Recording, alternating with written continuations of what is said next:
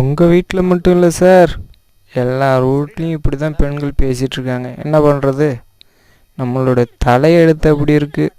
கேட்டுக்கிட்டு சகிச்சு போக வேண்டியதாக இருக்குது. சரிதானே? அவனுக்கு மரியாதையே கிடையாது. கொடுங்க இங்க போன. இப்ப பாருங்க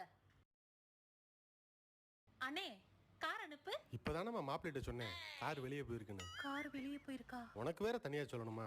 ஐயோ, முதல்ல என் ஃப்ரெண்டு லிஸ்ட்ல இருந்து உங்க அண்ணனை ரிமூவ் பண்ணணும். இவங்கிட்ட கேட்டதுக்கு பதிலா வேற யார்ட்டையாவது கேட்டிருந்தா இந்நேரம் கொடுத்துருவாங்க. நீ சொல்றது ரைட்டு தாமா, சரியான சுயநலவாது. அவன் மட்டும் அப்படி இல்லை, அவன் குடும்பமே அப்படித்தான். இனிமேல் வீட்டு சொன்னதை சொல்லிடுறேன். இனிமேல் வீட்டு பக்கம் வந்தாங்க வீட்டுக்குள்ளேயே விட வேணாம். Subscribe.